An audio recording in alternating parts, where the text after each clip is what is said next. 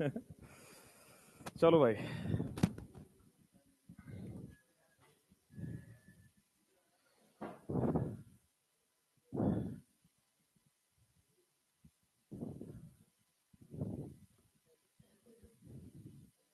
कहाँ तक हुआ था लास्ट क्लास दिखाओ।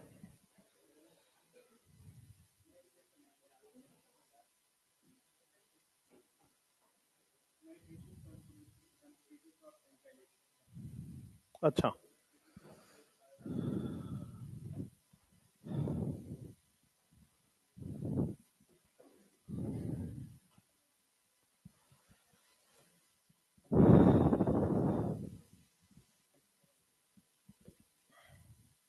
तुम लोग कब उठते हो भाई? तुम लोग क्या टाइम है उठने का तुम्हारा? 5 बजे? 5:30?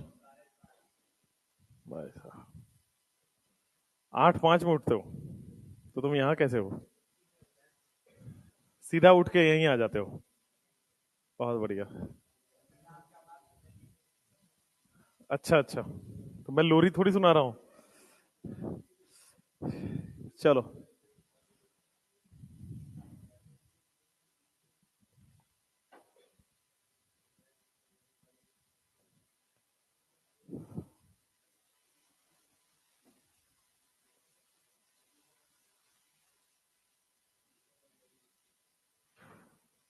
आयोडोफॉर्म हुआ था? आयोडोफॉर्म रिएक्शन हो गया था?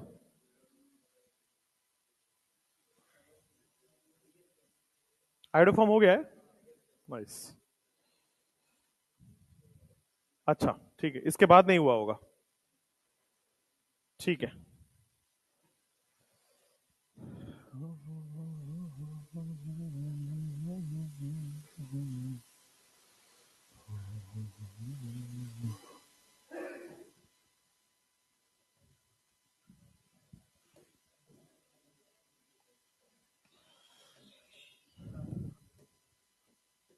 लिखिए भाई।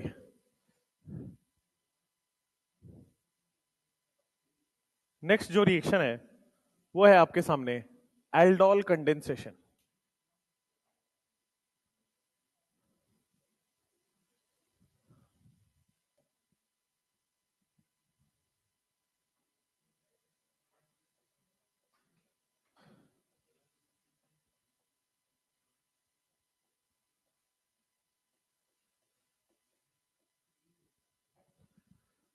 नेक्स्ट जो रिएक्शन है वो है एल्डोल कंडेंसेशन रिएक्शन। पहले समझो एल्डोल कंडेंसेशन रिएक्शन की कंडीशन क्या है। ठीक है, पहले एल्डोल की हम लोग सारी कंडीशंस देख लेते हैं कि कब कब एल्डोल होगा, और फिर हम लोग एल्डोल का मैकेनिज्म पढ़ेंगे। तो एल्डोल होने का एक कंडीशन है कि आपके पास alpha H is must. Aldol होने का कंडीशन नंबर 1 कि एल्डिहाइड या कीटोन होना चाहिए। उस एल्डिहाइड या कीटोन में आपके पास alpha H is must. Alpha H, अब अल्फा एच आपको पता है क्या होता है? कुछ एग्जांपल में मैं आपको दिखाता हूं यहां पे। जैसे ये एग्जांपल आपके पास लिखा हुआ है, क्या इसमें कहीं से भी आपको अल्फा एच दिख रहा है? नहीं। अल्फा एच क्या होता है? ये फंक्शनल ग्रुप है, इससे डायरेक्टली कनेक्टेड कार्बन होता है उसको अल्फा कार्बन कहते हैं, और उस कार्बन के हाइड्रोजन को अल्फा एच कहते हैं। जैसे ये आपको फंक्शनल ग्रुप दिख रहा है, ये वाला जो कार्बन है वो अल्फा कार्बन है, और इससे जो जुड़ा हुआ एच है, यहां पे 2 अल्फा एच दिख रहा होगा। सिमिलरली ये फंक्शनल ग्रुप आपको दिख रहा है सी डबल बॉन्ड ओ, इससे डायरेक्टली जुड़ा carbon this is alpha carbon, और इससे भी मेरे पास 2 अल्फा एच दिख रहा है। यहां भी आप देखोगे दिस इज अल्फा कार्बन, और अल्फा कार्बन है, 2 एच यहां है और 2 एच यहां है, तो यहां पे टोटल आपके पास 4 अल्फा एच है। तो सबसे पहला कंडीशन आपको पता चला कि अल्फा एच इज मस्ट, और उसके बाद dilute base is must. Alpha H होना मस्ट है और डाइल्यूट अल्फा एच होना मस्ट है। तो डाइल्यूट बेस क्या होता है, ध्यान से देखिए। मान लो मैंने एक कंडीशन लिखा CH3 C double bond OH, ये एक कंडीशन लिखा CH3 C डबल OH। जब भी एल्डोल रिएक्शन लिखा होगा इसके 2 मोल होंगे, और यहां पे मेरे पास लिखा होगा डाइल्यूट बेस, यानी कि डाइल्यूट NaOH, डाइल्यूट KOH, कुछ भी लिखा होगा यहां पे। बेसिकली डाइल्यूट बेस होता है, डाइल्यूट OH माइनस। अब क्या होगा ध्यान से देखना, सबसे पहले ये OH माइनस क्या करेगा, सबसे पहले ये OH माइनस आपके पास H प्लस यहां से निकाल लेगा। मैकेनिज्म मैं आपको बता रहा हूं, अल्फा H है और डाइल्यूट बेस है, यानी कि एल्डोल होगा। अब एल्डोल कैसे होगा ध्यान से देखिए, यहां से 2 मोल लिया था, पहला मोल में से ये OH माइनस यहां का H प्लस ले लेगा। OH माइनस ये H प्लस लेगा, कौन सा रिएक्शन होगा? OH माइनस जो अल्फा H प्लस लेगा, वो जो कंडीशन होगा ये बनेगा CH2 माइनस COOH, ये बन गया।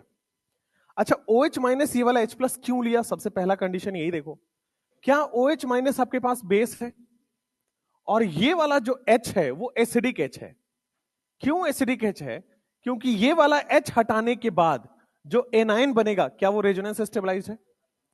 तो ऐसा H जो हटाने के बाद H plus stabilized, resonance stabilized कर दे या एनायन हाईली स्टेबलाइज्ड कर दे, वो एसिडिक H होता था। तो यहां पे देखो ये बेस है और ये एसिडिक H है, बिकॉज ये H हटाने के बाद एनायन इज हाईली स्टेबलाइज्ड, तो एसिड बेस रिएक्शन होगा। तो सबसे पहले एसिड बेस रिएक्शन होगा, और एसिड बेस रिएक्शन होके क्या H प्लस हट गया है, H प्लस हट गया और रिमेनिंग सारी चीजें ऐसी बच गई और साइड में वाटर निकल गया होगा। ठीक है, तो ये 2 मोल लिया था, पहला मोल से ये बन गया और दूसरा मोल देखोगे तो एज इट इज पड़ा है, दूसरे मोल में कोई रिएक्शन नहीं हुआ। इसीलिए 2 मोल लेते हैं कि पहला मोल से क्या करेगा, H प्लस निकाल देगा और CH2 माइनस बना दिया, दूसरे मोल पे कोई अटैक नहीं है। अब देखो, क्या ये न्यूक्लियोफाइल है और क्या यहां पे डेल प्लस दिख रहा है इलेक्ट्रोफाइल? तो ये न्यूक्लियोफाइल क्या इस डेल प्लस पे अटैक करेगा, इलेक्ट्रोफाइल पे अटैक करेगा। अब देखो प्रोडक्ट कैसे लिखना है, तो ये राइट साइड वाला प्रोडक्ट लिख रहा हूं, राइट साइड वाले मॉलिक्यूल को पहले लिख रहा हूं। क्या ये double bond single bond OH में कन्वर्ट हो जाएगा? मैंने बताया था जब न्यूक्लियोफाइल आएगा तो ये O माइनस बनेगा, प्लस वाटर बन गया है, H बन जाएगा। तो डबल बॉन्ड क्या हो जाएगा, सिंगल बॉन्ड H में कन्वर्ट हो जाएगा। ये H पहले से था, नया क्या जुड़ गया, क्या ये न्यूक्लियोफाइल जाके जुड़ गया है? तो नया ये न्यूक्लियोफाइल जाके जुड़ गया है, क्या आपके सामने देखो यही बन गया है। पहला मोल क्या किया, एसिड बेस रिएक्शन करके एनाइन बना दिया, न्यूक्लियोफाइल बना दिया। ये न्यूक्लियोफाइल सामने वाले इलेक्ट्रोफाइल पर अटैक कर देगा, तो इलेक्ट्रोफाइल न्यूक्लियोफाइल बॉन्ड बन जाएगा। तो जो पहले से डबल बॉन्ड था उसको सिंगल बॉन्ड बना दिया और न्यूक्लियोफाइल ऐड कर दिया, बस यही किया है। डबल बॉन्ड O को सिंगल बॉन्ड OH करोगे और न्यूक्लियोफाइल बना दोगे। अब ये क्या बना बोर्ड पे देखो, इसी को मैं रीअरेंज करके लिखता हूं CH3, क्या इसको मैं CH लिख सकता हूं इस पूरे को, ऊपर OH ऑलरेडी है, ये जो नीचे बॉन्ड बनाया हुआ है इसको ऐसे बना दो CH2 COOH, ये बनेगा। अब देखो ये क्या बना, ये जो बना है आपके सामने, this carbon is alpha carbon और this carbon is beta carbon, ठीक बात है। इस पूरे का नाम क्या मैं लिख सकता हूं, बीटा हाइड्रोक्सी, बीटा हाइड्रोक्सी, और एल्डिहाइड लिख दो या बीटा हाइड्रोक्सी, जनरल लिखना है तो कार्बोनिल लिख दो। क्या ये बीटा हाइड्रोक्सी कार्बोनिल कंपाउंड है? एल्डिहाइड हो या कीटोन उसको क्या बोलते हैं, कार्बोनिल। तो ये बीटा हाइड्रोक्सी कार्बोनिल है, और जितने भी बीटा हाइड्रोक्सी कार्बोनिल होते हैं इनको हम लोग बोलते हैं एल्डोल। जितने भी बीटा हाइड्रोक्सी कार्बोनिल होंगे उनको क्या बोला जाएगा, एल्डोल। ये एल्डोल है। लेकिन आपको बोला गया है एल्डोल कंडेंसेशन रिएक्शन, यानी कि कंडेंसेशन क्या होता है, वाटर का रिलीज करना, दैट इज कंडेंसेशन। तो कंडेंसेशन प्रोसेस में वाटर का रिलीज करा दो, ये एल्डोल बन चुका है, बीटा हाइड्रोक्सी कार्बोनिल का एल्डोल बोलते हैं। कंडेंसेशन कैसे होगा, यहां से OH दिख रहा है, बगल वाले से H दिख रहा है, तो क्या यहां पे डिहाइड्रेशन करके वाटर निकाल सकते हो? तो डिहाइड्रेशन करके वाटर निकालो, तो यहां पे देखोगे OH निकल गया इस वाले कार्बन से, H निकल गया राइट हैंड साइड वाले कार्बन से, डबल बॉन्ड आ चुका है, और देखो आपके सामने क्या ये बन गया है aldol condensation product. Aldol product बन गया बीटा हाइड्रोक्सी कार्बोनिल, उसमें से वाटर रिलीज करा दोगे, एल्डोल कंडेंसेशन प्रोडक्ट बन जाएगा। एल्डोल कंडेंसेशन में क्या ये भी अल्फा और ये भी बीटा है, तो क्या मैं लिख सकता हूं कि दिस इज अल्फा बीटा पे अनसैचुरेटेड है, alpha beta unsaturated carbonyl compound लिख सकता हूं।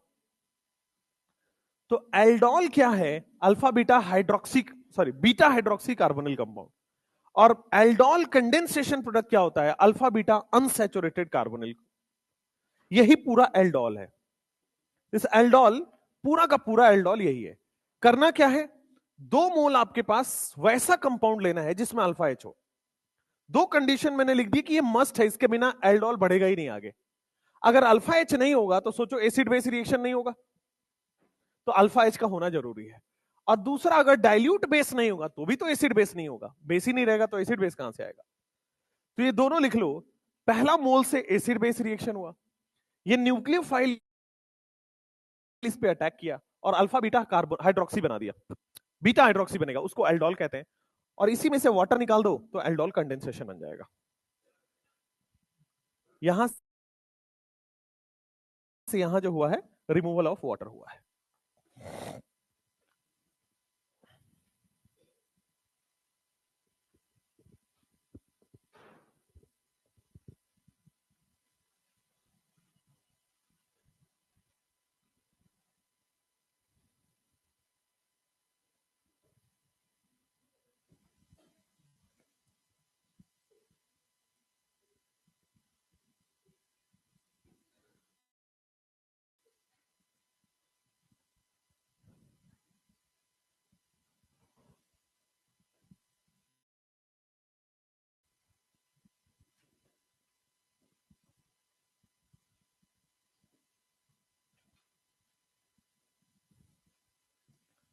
आज कार्बोक्सिलिक एसिड आपका फिनिश हो जाएगा।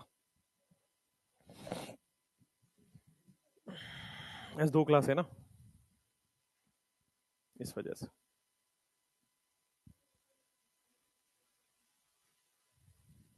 पहले लिख लो फिर करता हूं।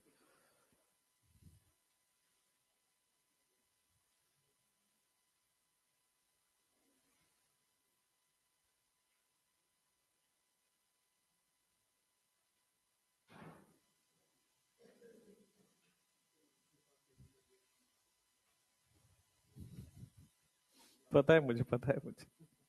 पहले ये चैप्टर खत्म तो होए, बीच में कैसे स्टार्ट कर दो नया। हम कर सकते हैं।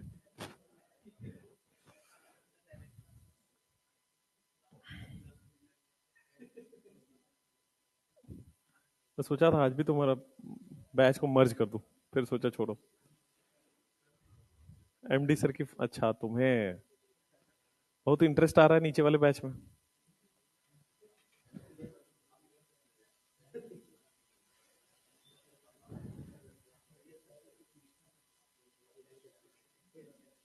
सर्वे सर कुछ लिखे थे, वो एक ही बार लिखते हैं, जब थर्मोडायनेमिक्स पढ़ाते हैं तो लिखते हैं कुछ कुछ। थर्मोडायनेमिक्स चल रहा है आपका, तो मैं समझ गया। सर्वे सर का टेप रिकॉर्डर फिक्स है, उनमें इनपुट फिक्स है, उन हर बैच में वही बोलते हैं, एक इधर उधर बात नहीं होती। नाप तोले हुआ सब कुछ है।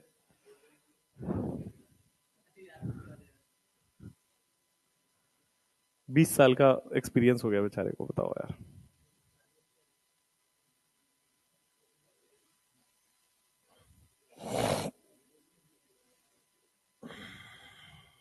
इस बार टेस्ट था क्या संडे को? नहीं था? क्या किया तुमने?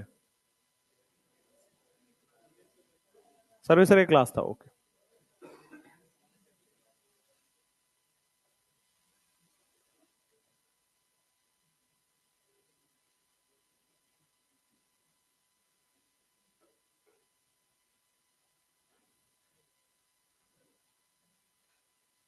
हो गया? देखो वापस एक बार मैकेनिज्म, बोर्ड पे देखो। एल्डोल कंडेंसेशन कब होगा? एल्डोल कंडेंसेशन की 2 कंडीशन मैंने बताई कि मिनिमम पहले वो होना चाहिए तब एल्डोल होगा। पहला, वैसा कार्बोनिल कंपाउंड जिसमें अल्फा एच हो। पहला कंडीशन इज कि alpha H is must in carbonyl. तो कैसा भी कार्बोनिल हो, यानी कि एल्डिहाइड या कीटोन कैसा भी हो, उसमें अल्फा एच होना जरूरी है। एटलीस्ट एक अल्फा एच होना जरूरी है, और सामने डाइल्यूट बेस होना जरूरी है। ठीक है, अब इस रिएक्शन क्वेश्चन को देखो। तो इस क्वेश्चन में हमने 2 मोल कार्बोनिल लिया है जिसके पास अल्फा एच है। यहां पे 3 अल्फा एच दिख रहा है, एसिडिक एच है। Alpha H is acidic H. क्यों? क्योंकि ये एच हटाने के बाद जो एनायन बनेगा वो हाईली स्टेबलाइज्ड है। तो ऐसा H जो हटने के बाद एनायन को हाईली स्टेबल कर दे उसको एसिडिक H कहते हैं। तो ये वाला अल्फा H है जो एसिडिक H है, और सामने मेरे डाइल्यूट बेस पड़ा है, तो ये बेस क्या एसिडिक H से रिएक्शन कर जाएगा और एसिड बेस रिएक्शन हो जाएगा। तो बेस एसिड के साथ रिएक्शन कर गया, यहां से H प्लस निकल गया और वाटर बन गया होगा। तो CH2 माइनस COOH 1 मोल से, इसमें हमने 2 मोल लिया था तो दूसरा मोल एज इट इज पड़ेगा। तो ये जो एनायन बना है सामने डेल प्लस दिख रहा है, पहला मोल से आपको एसिड बेस रिएक्शन होकर एनायन बन गया। ये जो एनायन है क्या ये न्यूक्लियोफाइल की तरह ट्रीट करेगा? और इस कार्बोनिल में देखो जो न्यूट्रल वाला है क्या इस पे इलेक्ट्रोफाइलिक सेंटर है, तो क्या ये माइनस चार्ज इस इलेक्ट्रोफाइल पे जाके ऐड कर देगा? ये माइनस चार्ज इस पे जाके अटैक करेगा, double bond O single bond में कन्वर्ट हो जाएगा। तो double bond O single bond OH में कन्वर्ट हो गया, ये एनायन पूरा का पूरा जाके बॉन्ड बना लिया। अब इसी को रीअरेंज किया है, इस CH बॉन्ड को छोटा कर दिया, CH लिख दिया, और इस नीचे वाले बॉन्ड को ऊपर लगा दिया है, CH2 COOH। अब इस कार्बन को देखोगे तो क्या ये बीटा कार्बन, ये अल्फा कार्बन, ये बीटा कार्बन है, बीटा हाइड्रोक्सी कार्बोनिल, इसी को एल्डोल बोला जाता है। What is aldol? Beta hydroxy carbonyl को एल्डोल कहते हैं। बट हमें पढ़ना होता है एल्डोल कंडेंसेशन रिएक्शन। तो इस कंडेंसेशन का मतलब होता है वाटर रिलीज करा दो। तो वहां पे देखो अल्फा और बीटा पोजीशन पे H और OH है, अल्फा पे H बीटा पे OH, दोनों में से वाटर रिलीज कराओगे, अल्फा बीटा अनसैचुरेटेड कार्बोनिल बनेगा, and alpha beta unsaturated carbonyl is aldol condensation. अब बोर्ड पे देखो डायरेक्ट मेथड, ये तो हो गया मैकेनिज्म वाला मेथड। डायरेक्ट मेथड भी उतना ही सिंपल है। आपको यहां लिखा हो 2 मोल या नहीं लिखा हो, बाय डिफॉल्ट एल्डोल में 2 मोल होता ही होता है बाय डिफॉल्ट। तो पहला मोल क्या होगा, ध्यान से देखिएगा, डबल बॉन्ड O को सिंगल बॉन्ड OH कर देना है, सिंपल। पहला मोल से डबल बॉन्ड O को सिंगल बॉन्ड OH कर देना है, और दूसरा मोल एज इट इज इसमें जोड़ देना है। तो देखो दूसरा मोल एज इट इज हमने इसमें जाके जोड़ दिया। पहला मोल से हमने क्या बनाया है, डबल बॉन्ड O को सिंगल बॉन्ड OH में कन्वर्ट कर दिया, और दूसरा मोल एज इट इज हमने वहां पे ले जाके जोड़ दिया है। This is the second mole. तो पहला मोल और दूसरा मोल जैसे ही जोड़ोगे सीधा सीधा आपके पास बीटा हाइड्रोक्सी कार्बोनिल दिखेगा, और बीटा हाइड्रोक्सी कार्बोनिल ही आपका क्या होता है, एल्डोल। अब इस एल्डोल में आप अल्फा पोजीशन और बीटा पोजीशन से HOH निकाल दोगे तो क्या बन जाएगा, अल्फा एल्डोल कंडेंसेशन बन जाएगा, अल्फा बीटा अनसैचुरेटेड कार्बोनिल बन जाएगा। तो क्या किया मैंने, पहले तो मैकेनिज्म से बताया कि पहले मोल से एसिड बेस रिएक्शन होगा, ये न्यूक्लियोफाइल जाके इस पे अटैक करेगा, डबल बॉन्ड जो है वो सिंगल बॉन्ड में कन्वर्ट हो जाएगा, एंड आपके पास प्रोडक्ट बन गया। या फिर 2 मोल है तो पहला मोल में से आप डबल बॉन्ड को सिंगल बॉन्ड OH में कन्वर्ट कर दो, और दूसरा मोल एज इट इज जाके कंबाइन हो जाएगा। तो दिस इज योर एल्डोल। इसके बाद अब ये क्वेश्चन देखते हैं बोर्ड पे, क्या ये रिएक्शन एल्डोल रिएक्शन देगा या नहीं देगा? कंडीशन ही सेटिस्फाई नहीं हो रहा, अल्फा H नहीं है, ठीक है, तो अल्फा H नॉट प्रेजेंट, इस वजह से ये एल्डोल नहीं देगा। Alpha H not present, aldol नहीं देगा। लेकिन नीचे वाले में देखो, नीचे वाले में अल्फा H है, यहां पे दो अल्फा H है, तो आराम से रिएक्शन देगा, ठीक है। अब डायरेक्ट लिखने की कोशिश करते हैं, बोर्ड पे सब लोग देखो, डायरेक्ट लिखने की कोशिश करते हैं। देखो पहले मोल से हम लोग क्या करेंगे, क्या पहले मोल में डबल बॉन्ड O को सिंगल बॉन्ड OH में कन्वर्ट कर दिया? देख लो, पहला मोल से हमने डबल बॉन्ड को सिंगल बॉन्ड OH, और दूसरा क्या करते हैं, डायरेक्ट ऐड कर देंगे। अब तो H हटा के डायरेक्ट ऐड कर दो लेफ्ट साइड से। अब देखो यहीं पे गड़बड़ करोगे, कहां से ऐड होगा, क्या जहां से अल्फा H था वहां से ऐड हो रहा था? भाई अभी अभी देखो, जहां से अल्फा H था वहीं से तो ऐड हो गया है वो। तो सिमिलरली ये कहां से ऐड होगा, जहां से अल्फा H है वहां से ऐड होगा। तो क्या इस वाले पोजीशन से ऐड करोगे, CH से ऐड करोगे, एक H हटा दो, ऐड हो गया। इस CH से क्या क्या जुड़ा है, COOH, और इस CH से क्या जुड़ा हुआ है, CH3। क्या यही बनेगा? एक बार दोबारा देखिए, इसको वापस मिटाते हैं और मैकेनिज्म से करते हैं, फिर दोबारा करेंगे। देखो मैकेनिज्म का पहला स्टेप, क्या यहां पे बेस पड़ा है और ये अल्फा H क्या एसिडिक H होता है, तो क्या सबसे पहले ये बेस अल्फा H को निकाल के वाटर बना देगा? निकालो। तो पहले स्टेप में आपके पास बनेगा CH3 CH माइनस COOH, क्या यही बनेगा पहले स्टेप में? और दूसरे स्टेप में आपके पास as it is neutral molecule पड़ा है। भाई दूसरा मॉलिक्यूल में कोई दिक्कत नहीं होती, दूसरा मॉलिक्यूल एज इट इज रहता है। अब एक एनाइन पड़ा है न्यूक्लियोफाइल, और दूसरा यहां पे इलेक्ट्रोफाइल भी दिख रहा होगा डेल प्लस। तो क्या न्यूक्लियोफाइल इलेक्ट्रोफाइल बॉन्ड बनेगा? तो ये जो माइनस चार्ज है क्या इस कार्बन पे अटैक करेगा? अब देखो, तो प्रोडक्ट हमेशा राइट हैंड साइड से लिखना स्टार्ट किया करो। तो CH3 CH2, क्या वो डबल बॉन्ड जो है न्यूक्लियोफाइल के अटैक के बाद सिंगल बॉन्ड कन्वर्ट हो गया? और देखो H हो गया। किसने अटैक किया है? CH ने अटैक किया है, इसीलिए कौन बॉन्ड बनाएगा? CH। इस CH से क्या क्या जुड़ा हुआ है? कार्बोनिल। और इस CH से क्या जुड़ा हुआ है? मिथाइल। तो क्या आपके पास समझ में आ गया? क्लियर हो गया? क्या यही बीटा हाइड्रोक्सी एल्डोल है? This is beta hydroxy carbonyl, और बीटा हाइड्रोक्सी कार्बोनिल को ही क्या कहते हैं? एल्डोल। अब देखो, क्या ये अल्फा बीटा से आप वाटर निकाल दोगे तो अल्फा बीटा अनसैचुरेटेड बन जाएगा?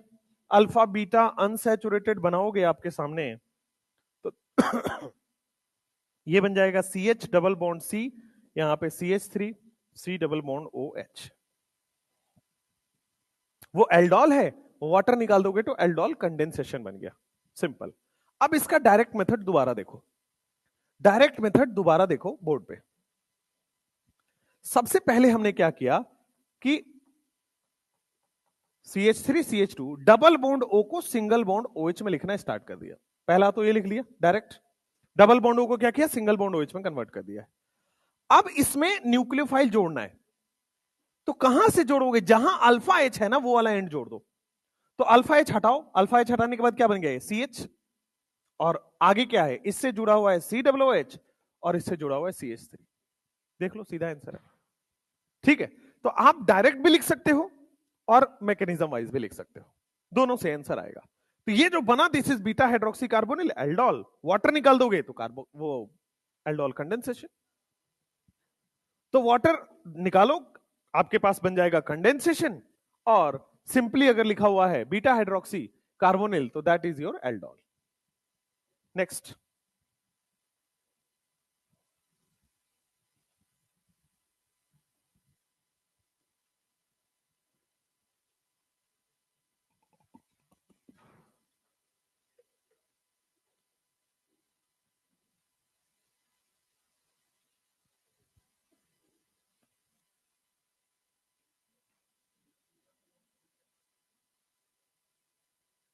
अगला क्वेश्चन वही है।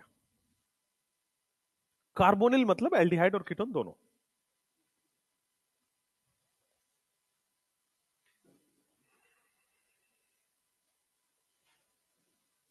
लिख लिया?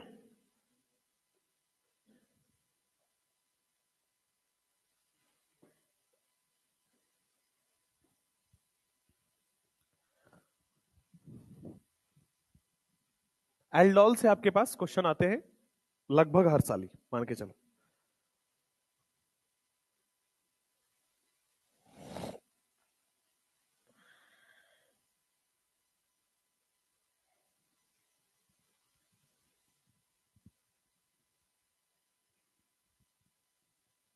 नेक्स्ट, ये क्वेश्चन देखो, ये आपके सामने कीटोन है। अब देखो, क्या ये रिएक्शन करेगा? तो कंडीशन दो ही है, डाइल्यूट बेस होना चाहिए जो कि है, और अल्फा एसिडिक एच होना चाहिए जो कि है। अल्फा एच एसिडिक एच होना चाहिए जो कि है। अब बोर्ड पे देखो, सबसे पहले क्या होगा? तो पहला स्टेप में डायरेक्ट लिखो या मैकेनिज्म? मैकेनिज्म और डायरेक्ट दोनों, दोनों आ जाओ। तो सबसे पहले हमने एसिडिक एच निकाल के वाटर बना दिया है, और देखो क्या यही बनेगा? एसिडिक एच निकाल के वाटर बनाया, एसिडिक एच निकाल के वाटर बना दिया है पहला मोल से। दूसरा मोल अभी भी हमारे पास एज इट इज पड़ा हुआ है, CH3 CH2 C double bond OPH। अब दूसरे मोल में ये माइनस चार्ज है न्यूक्लियोफाइल, दूसरे मोल में इलेक्ट्रोफिलिक सेंटर ढूंढेगा और उसको मिल गया, दूसरे मोल में इलेक्ट्रोफिलिक सेंटर मिल गया। आइए, तो क्या हो जाएगा? What will be the product? देखोगे CH3 CH2 जो डबल बॉन्ड है क्या हो गया? सिंगल बॉन्ड OH में कन्वर्ट हो जाएगा, और जोड़ दो इसमें PH। Double bond O single bond OH बना दिया, और जोड़ दो उसमें PH।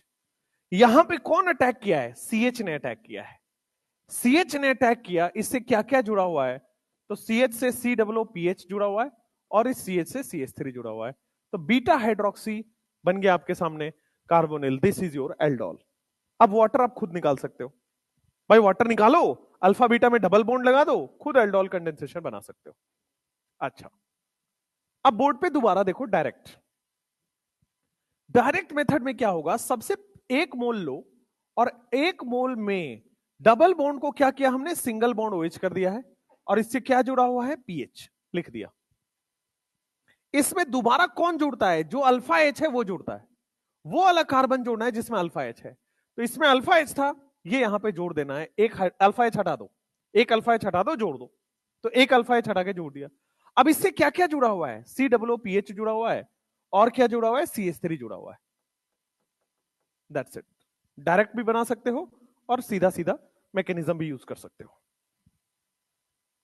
ये एल्डोल हो गया। एल्डोल के बाद अगर एल्डोल कंडेंसेशन कोई पूछे तो अल्फा और बीटा से आपको एच और ओ OH जोड़ना पड़ता है, एच और OH हटाना पड़ता है, और आपके पास देखोगे तो अल्फा बीटा अनसैचुरेटेड कार्बोनिल बन जाएगा, और अल्फा बीटा अनसैचुरेटेड कार्बोनिल ही एल्डोल कंडेंसेशन प्रोडक्ट होता है। मैकेनिज्म करो या डायरेक्ट करो, एक ही आएगा। नेक्स्ट, इसमें देखो, अब इसमें भी आपके पास दो मोल आपके पास लिखा हुआ है, अल्फा एच आपको चमक रहा है, 4, 2 अल्फा एच इस साइड है, 2 अल्फा एच इस साइड है। चलो, तो मैकेनिज्म से सबसे पहले करते हैं। तो मैकेनिज्म वाइज करोगे तो दिस विल बी, सबसे पहले इसका एनायन बनेगा। मैकेनिज्म वाइज करोगे तो सबसे पहले इसका एनायन बन गया, ठीक बात है, एनायन बन गया, और ये दूसरा मोल एज इट इज पड़ा होगा, दूसरा मोल में कोई दिक्कत नहीं है। तो ये एनायन क्या करेगा, इस इलेक्ट्रोफाइल पे अटैक करेगा। एनायन क्या है, न्यूक्लियोफाइल, इस इलेक्ट्रोफाइल पे अटैक करेगा। तो क्या बन जाएगा, बोर्ड पे देखिए आपके पास, जहां पर अटैक करेगा उसको बना देगा डबल बॉन्ड को सिंगल बॉन्ड OH। क्या ये एनायन इस इलेक्ट्रोफाइल पे जाके अटैक करेगा, सी डबल बॉन्ड O पे, और यहां पे आप देखोगे तो ये बॉन्ड बना लेगा। बॉन्ड किसने बनाया, तो कार्बन ने बनाया, नीचे वाला अल्फा एच वाले ने, और अल्फा एच जाके जोड़ दो। क्या वही हुआ है, देखो, न्यूक्लियोफाइल बन गया अल्फा एच, और इलेक्ट्रोफाइल है सी डबल ओ। तो क्या ये माइनस चार्जेस प्लस चार्ज पे अटैक करेगा, तो प्लस चार्ज पे बन गया डबल बॉन्ड से सिंगल बॉन्ड OH, और उससे कौन बॉन्ड बना लेगा, ये वाला कार्बन, अल्फा एच वाला कार्बन बॉन्ड बना लेगा सीधा। तो दिस इज, आप देखोगे तो बीटा हाइड्रोक्सी, ये अल्फा है, ये बीटा है, this is beta hydroxy carbonyl, क्या है ये, एल्डोल। वाटर रिलीज करा दोगे, तो अगर आप वाटर रिलीज करा दोगे तो what will be the answer, alpha beta unsaturated, यहां पे डबल बॉन्ड O बन जाएगा, दिस विल बी योर, ऊपर बनेगा यस, यहां से वाटर रिलीज होगा, बीटा से OH और अल्फा से H।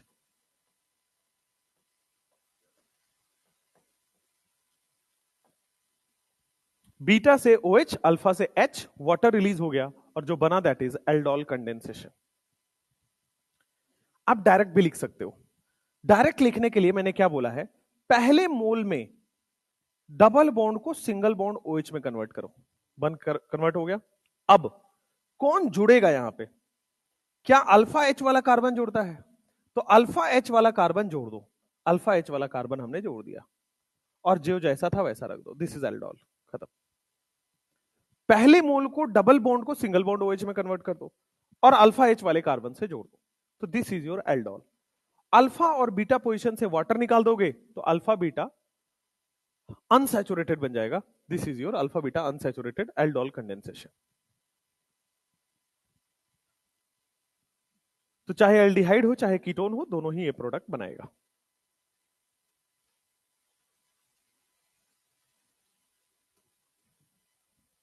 नेक्स्ट,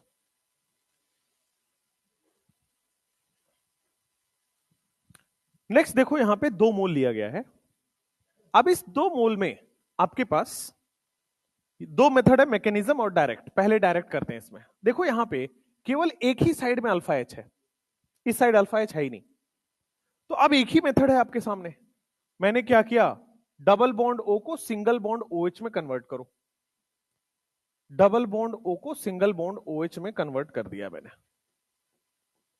और इससे जुड़ा हुआ है CH3 लिख दिया। कौन नया आके जुड़ेगा, अल्फा एच, नया आके कौन जुड़ेगा, अल्फा एच वाला कार्बन जुड़ेगा, तो अल्फा एच हटा के जोड़ दिया। और उससे क्या जुड़ा हुआ है, सी डबल बॉन्ड ओ। उससे फर्दर क्या जुड़ा हुआ है आपके सामने, this is your a complete compound. अब देखोगे तो यहां भी बीटा हाइड्रोक्सी कार्बोनिल है, ये दिख रहा है, this is alpha carbon and this is beta carbon. C double O के बगल वाला कार्बन अल्फा कार्बन, उससे बगल वाला beta carbon. Beta hydroxy carbonyl जब भी आ जाए इसको क्या बोलते हैं, एल्डोल। यहां पे आप H और OH हटा दोगे, अल्फा और बीटा पोजीशन से वाटर रिलीज करा दोगे, तो जो बनेगा that is your alpha beta unsaturated. और यही आपके पास फाइनली डबल बॉन्ड O और O। This is your aldol condensation.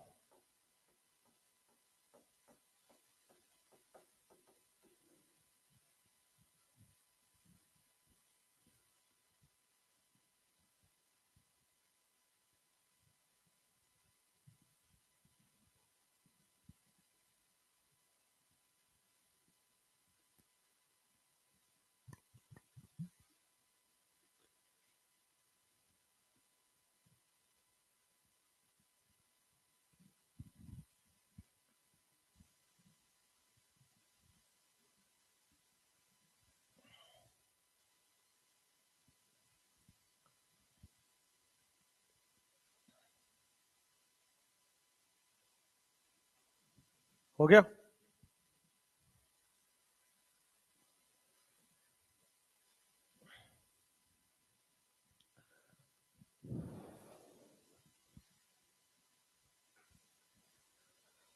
अगर मान लो अभी तक क्या हो रहा था, दोनों सेम एल्डिहाइड या सेम कीटोन ले रहे थे आप, दोनों सेम एल्डिहाइड या सेम कीटोन ले रहे हैं, इसको बोला जाता है सेल्फ एल्डोल। खुद का खुद के साथ एल्डोल हो गया, दोनों सेम थे। अगर मान लेते हैं अलग अलग एल्डोल है, तो दोनों अलग अलग है, अब दो एल्डिहाइड अलग अलग दिया हुआ है, अब दोनों सेम मोल ना देके दोनों अलग अलग मोल्स है। अब इसको करते हैं, यहां भी आप देखोगे तो डाइल्यूट बेस दिया है यानी कि एल्डोल कराना है, और हीट दिया है यानी कि कंडेंसेशन कराना है। अब देखिए बोर्ड पे, तो यहां भी अल्फा एच है और यहां भी अल्फा एच है। अब कुछ भी नहीं लिखा है, मैंने क्या बोला था, कुछ भी नहीं लिखा है मतलब बाय डिफॉल्ट 2 मोल होगा, बाय डिफॉल्ट 2 मोल होगा, ठीक है। तो यहां पे आइए, यहां पे जब इसका रिएक्शन होगा तो सबसे पहले क्या ये एनाइन बनेगा, CH2 माइनस COOH, और इसका दूसरा मोल एज इट इज पड़ा होगा CH3 C double bond OH। Similarly जब यहां पे रिएक्शन होगा तो CH3 इसका एनाइन बना दो, और इसका भी दूसरा मोल एज इट इज प्रेजेंट होगा। अब देखो कैसे कैसे एल्डोल बनाओगे। तो क्या ये वाला एनाइन सबसे पहले अपने मोलिक्यूल के साथ सेल्फ एल्डोल करेगा, ये वाला एनाइन अपने मोलिक्यूल के साथ सेल्फ एल्डोल करेगा, डायरेक्ट प्रोडक्ट लिखो। तो नीचे वाले से स्टार्ट करोगे, CH3 सबसे पहले देखो क्या बन रहा है, डबल बॉन्ड को सिंगल बॉन्ड OH में कन्वर्ट कर दिया, CH।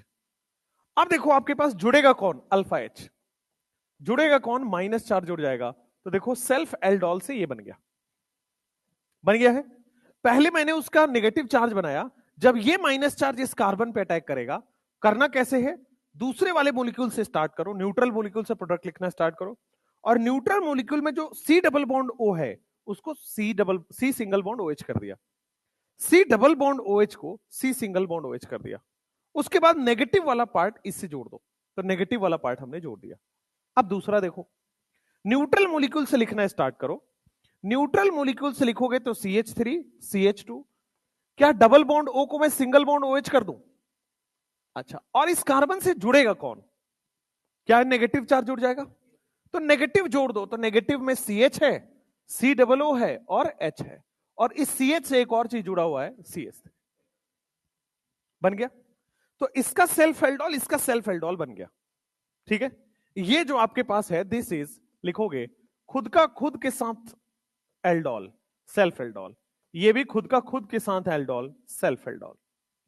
अब देखो बोर्ड पे, ऐसा भी तो हो सकता है कि ये वाला नेगेटिव चार्ज इस कार्बोनिल पे अटैक करे, और ऐसा भी तो हो सकता है ये वाला नेगेटिव चार्ज इस कार्बोनिल पे अटैक करे। भाई है तो माइनस प्लस का रिएक्शन, तो किधर भी हो सकता है। तो ये वाला माइनस इस वाले प्लस पे अटैक करवा रहा हूं। अभी तक क्या हो रहा था, ये वाला माइनस इस वाले प्लस पे अटैक कर रहा था, अब सामने वाले पे अटैक करेगा। तो देखना ध्यान से, न्यूट्रल मॉलिक्यूल से प्रोडक्ट लिखना स्टार्ट करो।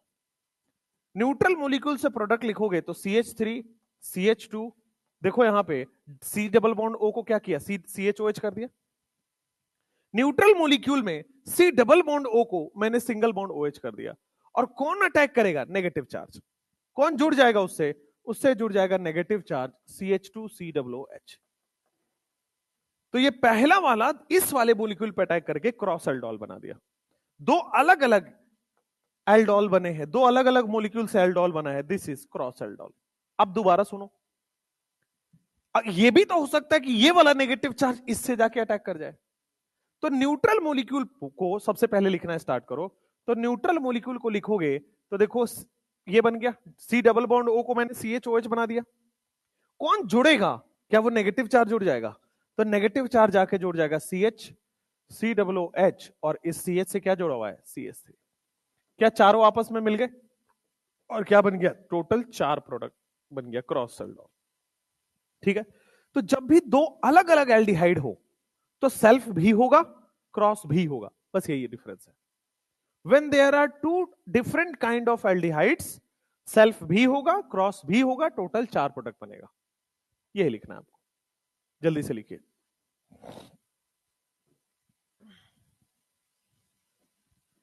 ये जो सेल्फ एल्डोल है वो पहला का पहले से रिएक्शन है। सेल्फ एल्डोल ये दूसरा का दूसरे से रिएक्शन है। ये पहला का दूसरे से रिएक्शन है, और ये दूसरे का पहले से रिएक्शन है।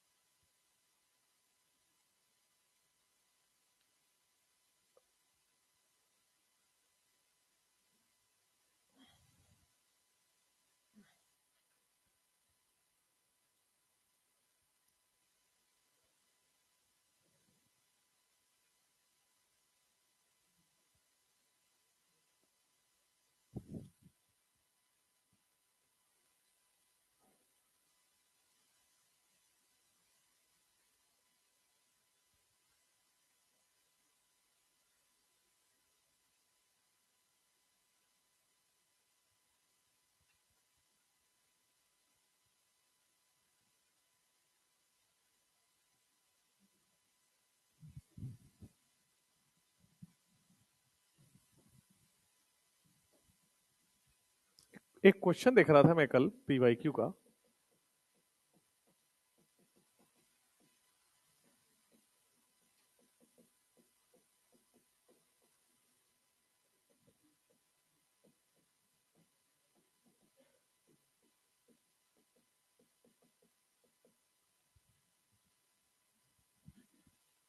ऑप्शन नहीं लिखूंगा, ऑप्शन लिखने के बाद थोड़ा आसान हो जाएगा, बट आप क्वेश्चन देखो।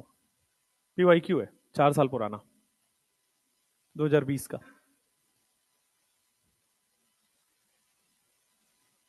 कितना छोटा सा, मतलब वन लाइनर क्वेश्चन दिख रहा है, और है भी वन लाइनर ही, बट ये बिना ऑप्शन के चमकता नहीं है, और आपको पता होना चाहिए। हाँ, करो, कैसे देखोगे भाई, कौन से ऑर्बिटल से ये कंपाउंड बना है, कैसे देखोगे आप? आपने हाइब्रिडाइजेशन तो पढ़ा है, हाइब्रिडाइजेशन में ऑर्बिटल भी पढ़ा है, तो आप इसका हाइब्रिडाइजेशन निकाल लो ना भाई। इसके पास ये नाइट्रोजन फैमिली का है 5 इलेक्ट्रॉन, पांचों के 5 सिग्मा बना रहे हैं, तो क्या टोटल इसके पास 5 ही सिग्मा बनेगा, लोन पेयर है ही नहीं, तो क्या sp3d हो जाएगा। और sp3d में क्या dz स्क्वायर ऑर्बिटल इस्तेमाल होता है, और एक s और तीनों के 3 p, तो एक s तीनों के तीनों p और dz स्क्वायर इस्तेमाल होता है। ठीक है, खैर चलिए, नाइस। तो ये बिना ऑप्शन में तो चमक जाएगा कि आपको हाइब्रिडाइजेशन निकालना है, बट बिना ऑप्शन के भी आपको अंदाजा लगना चाहिए। खैर चलो नेक्स्ट।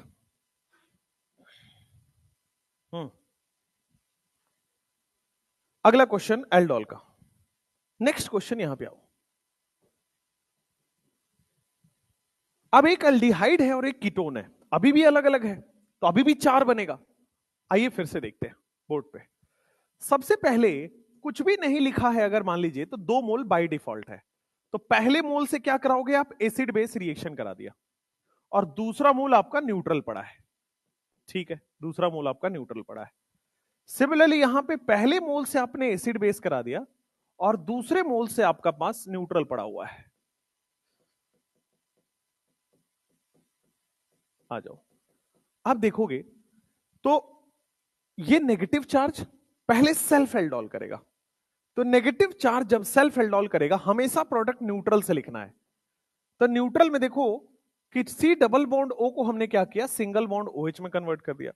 कौन बॉन्ड बना लेगा, तो नेगेटिव वाला कार्बन बॉन्ड बना लेगा CH2COOH, ये सेल्फ एल्डोल हो गया। सिमिलरली यहां से जब सेल्फ एल्डोल करोगे तो यहां पे भी आपके पास डबल बॉन्ड ओ को सिंगल बॉन्ड OH कर दिया है, और फाइनली कौन जाके जुड़ जाएगा, CH2COOCH3, ये जाके आपके पास जुड़ जाएगा। ये सेल्फ एल्डोल आपके पास जाके जुड़ गया है।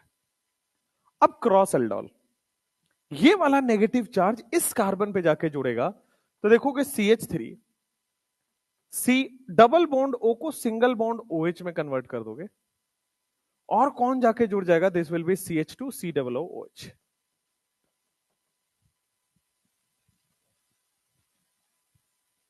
सिमिलरली जब इसका इसके साथ क्रॉस एल्डोल होगा तो न्यूट्रल मॉलिक्यूल लिखोगे CH3, डबल बॉन्ड को सिंगल बॉन्ड OH में कन्वर्ट करोगे, और फाइनली कौन जाके जुड़ जाएगा, CH2, सेम ही हो गया। इस पे ले जाओ, CH3 ये 1+1 कर दिया है, ये 2+2 कर दिया है, अब 1+2 कर रहा हूं, 1 का 2 से रिएक्शन, तो CH3 डबल बॉन्ड को सिंगल बॉन्ड लिख दो और नेगेटिव चार्ज आके जोड़ दो,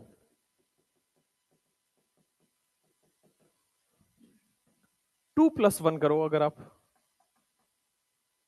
2+1, तो यहां पे आप देखोगे CH3 CHOH और इसमें जुड़ जाएगा CH2COOCH3।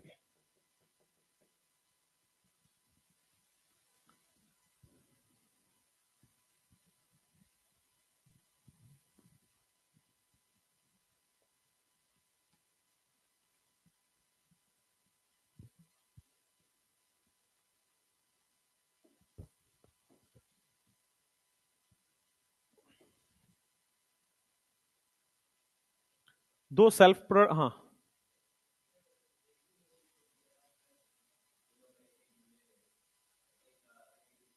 सेल्फ कैसे कराओगे, रिएक्शन हो जाएगा बट केवल क्रॉस बनेगा। बट अगर कुछ भी नहीं लिखा है क्वेश्चन में, बाय डिफॉल्ट सेल्फ भी कराना है, क्रॉस भी कराना है।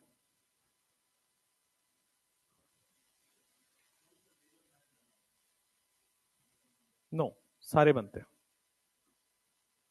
इसमें आप ये डिसाइड नहीं कर पाओगे कि कौन मेजर बन रहा है कौन माइनर बन रहा है। इसमें आपको चारों प्रोडक्ट बनाने हैं, सेल्फ भी होता है, क्रॉस भी होता है। ठीक है, नेक्स्ट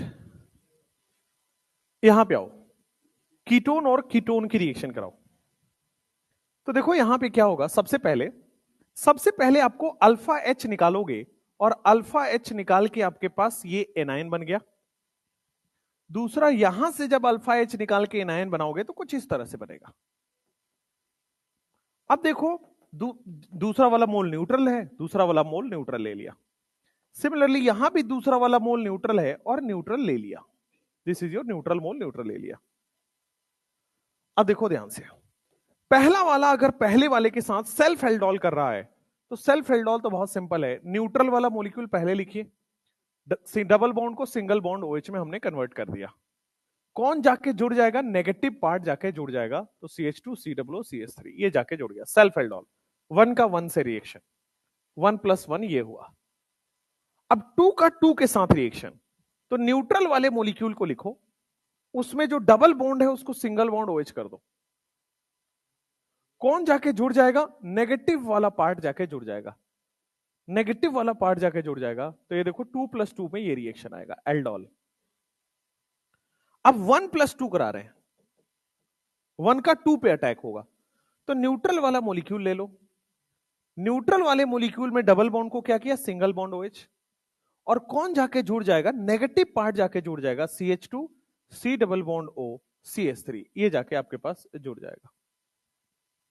सिमिलरली 1 + 2 के बाद 2 + 1, यानी कि अब न्यूट्रल यहां पे बना दो, CH3 OH CH3, 1 पे अटैक किया, 2 वाले ने अटैक किया है, यानी कि इसका नेगेटिव चार्ज आके जुड़ जाएगा, सबका एल्डोल बन गया। तो 1 का 2 के साथ, 2 का 1 के साथ, सेल्फ भी क्रॉस भी सब कर लेना है आपको। क्या हो गया बैक स्लाइड में, खुद से प्रोडक्ट बनाओ।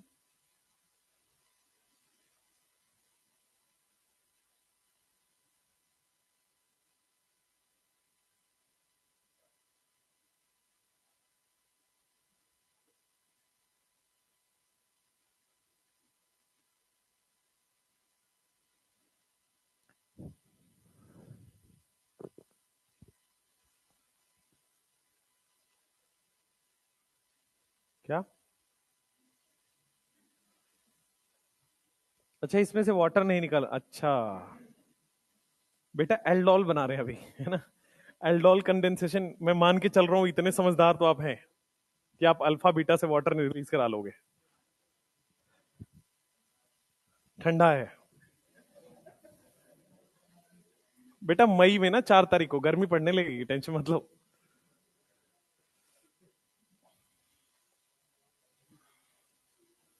अगले साल के बैचेस लॉन्च होने स्टार्ट हो गए हैं, है ना, सब कोई देखता है यार, हमारे भी तो स्टार्ट हो रहे हैं तो कौन सा हमारे नहीं हो रहे हैं। तो अभी तक आते आते क्या होता है, रियलाइजेशन हो जाता है कि मेरा होगा नहीं होगा, तो लोग अगले साल का इनरोल स्टार्ट कर देते हैं कि ठीक है अगले साल की तैयारी थोड़ा पहले स्टार्ट कर देते हैं। तो 2026 की तैयारी थोड़ा पहले से करेंगे, तैयारी। अच्छा नया, क्या तुमको लेना है क्या एडमिशन, चलो भाई। मेरे साथ भी ऐसा होता था जब हम पढ़ते थे, तो लगता था कि यार एक साल और मिल जाए ना तो AR1 ही आएगा, बट ऐसा होता नहीं है, दिस इज नॉट रियलिटी, क्योंकि उस साल में भी आप मकारी करोगे।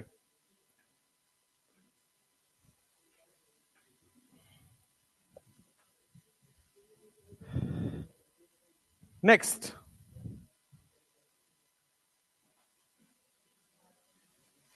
अब आप पढ़ोगे कैनिजारो रिएक्शन, एल्डोल का ही एक छोटा मोटा भाई है कैनिजारो रिएक्शन, लिख लीजिए फटाफट से, हो गया,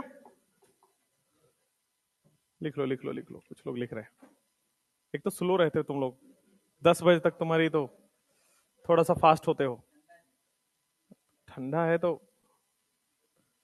भारत में रह रहे हो तो पहली बार तो ठंडा पड़ नहीं रहा है।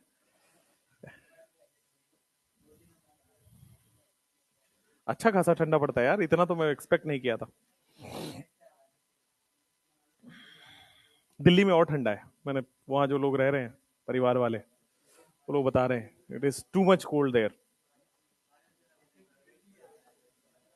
मेरे फ्लैट से तुम व्यू देखोगे तो एकदम मनाली वाली फील आ रही है, इतना ज्यादा कोहरा है आजकल दिल्ली NCR में कि पब्लिक ट्रांसपोर्ट ही यूज कर रहे हैं, प्राइवेट ट्रांसपोर्ट यूज नहीं कर रहे हैं।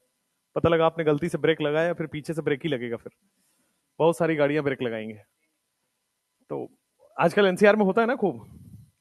अच्छा वो वाला एक्सीडेंट देखा तुमने, जो ट्रक वाला देखा था, दर्दनाक वाली जो ट्रक रिएक्शन एक हुई है, भयानक रिएक्शन दिखा है, केमिकल रिएक्शन वहां पे, केमिस्ट, जयपुर वाला ब्लास्ट हो गया था, अच्छा था।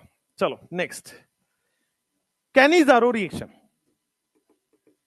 कैनिजारो रिएक्शन में अभी अभी आपने पढ़ा कि वैसा कार्बोनिल कंपाउंड जहां अल्फा H हो, वैसा कार्बोनिल कंपाउंड जहां अल्फा H हो, उस अल्फा H वाले कंपाउंड में डाइल्यूट बेस डालने से एल्डोल हो जाता है। अल्फा H वाले कंपाउंड में डाइल्यूट बेस डालोगे तो एल्डोल हो जाएगा। उसका एकदम रिवर्स कर दो, कैनिजारो रिएक्शन में do not have alpha H, लिखो must not have alpha H, alpha H होना ही नहीं चाहिए, क्योंकि अगर अल्फा एच हो गया तो वो एल्डोल हो जाएगा। तो must not have alpha H, यहां पे 0 अल्फा एच होना चाहिए। और दूसरा, अगर मैंने वहां डाइल्यूट लिया है तो उल्टा में क्या लेंगे, कॉन्सेंट्रेटेड बेस ले लेंगे। वहां अल्फा एच होना चाहिए और डाइल्यूट बेस लेंगे, यहां अल्फा एच नहीं होना चाहिए और कंसंट्रेटेड बेस लेंगे। बस दो ही कंडीशन है। अब कैनिजारो रिएक्शन का होता कैसे है, मैकेनिज्म पहले समझते हैं। तो देखो, एक एग्जांपल लेता हूं मैं, HCOOH, ये ले लिया, सबसे सिंपलेस्ट कैनिजारो। क्या ये कैनिजारो देगा? हाँ बिल्कुल देगा, बिकॉज इसमें अल्फा एच नहीं है। तो आपके सामने कंसंट्रेटेड बेस लिखा हुआ है, अल्फा एच नहीं है और कंसंट्रेटेड बेस लिखा हुआ है, तो कैनिजारो होगा। कैनिजारो रिएक्शन क्या होता है? तो कैनिजारो रिएक्शन एक डिस्प्रोपोर्शनेशन रिएक्शन है। डिस्प्रोपोर्शनेशन क्या होता है? डिस्प्रोप रिएक्शन लिखते हैं। डिस्प्रोपोर्शनेशन रिएक्शन क्या होता है कि आपके पास मोलिक्यूल का ऑक्सीडेशन भी होगा एज वेल एज उसी मोलिक्यूल का रिडक्शन भी होगा। सेम मोलिक्यूल का सेम ऑक्सीडेशन स्टेट से ऑक्सीडेशन और रिडक्शन को डिस्प्रोप रिएक्शन कहते हैं। तो ऑक्सीडेशन भी होगा, रिडक्शन भी होगा। अगर एल्डिहाइड का ऑक्सीडेशन कराओगे तो क्या वो एसिड में कन्वर्ट होता है? तो एसिड में कन्वर्ट हो गया, सॉल्ट बना लिया Na+ के साथ। सिमिलरली आप देखोगे तो जो एल्डिहाइड का रिडक्शन करते हो तो क्या वो अल्कोहल में बनता है?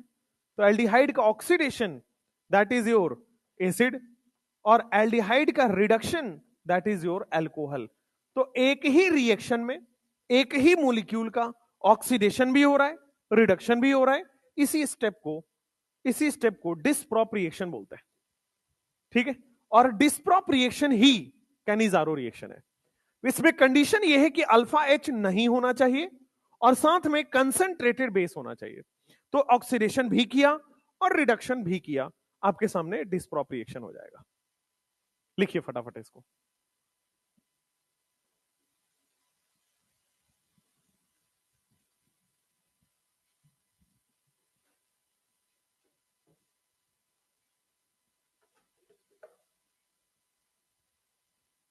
नेक्स्ट,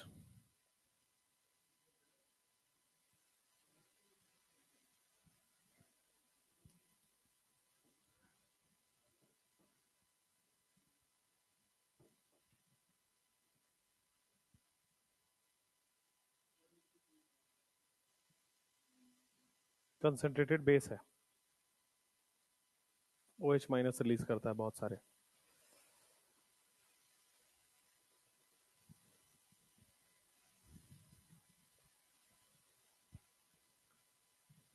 एनसीईआरटी क्वेश्चन कर लिया आपने? मैंने जो डाले हैं टेलीग्राम में, पूरा इनऑर्गेनिक खत्म हो गया, उसमें डाल दिया है, मतलब पी ब्लॉक तक डाल दिया है। सॉल्ट डालेंगे, सॉल्ट से पहले मैंने ऑर्गेनिक का स्टार्ट करवा दिया है। यूट्यूब पे बॉन्डिंग चल रहा है, बॉन्डिंग में हो गया है खत्म VACPR तक। उसके बाद पी ब्लॉक स्टार्ट करूंगा, उसमें बहुत सारे डिमांड आ रहे हैं, पी ब्लॉक स्टार्ट करो। पी ब्लॉक, फिर डी ब्लॉक, फिर कोऑर्डिनेशन, फिर सॉल्ट। चलो भाई, अच्छा एक बात बताना, मान लो sp3d है आपके पास एक स्ट्रक्चर, sp3d स्ट्रक्चर है, यही होता है पेंटागोनल बाइपिरामिडल। मान लो मैं ले रहा हूं XeF6, XeF6, इसका हाइब्रिडाइजेशन निकालोगे तो sp3d3 आता है।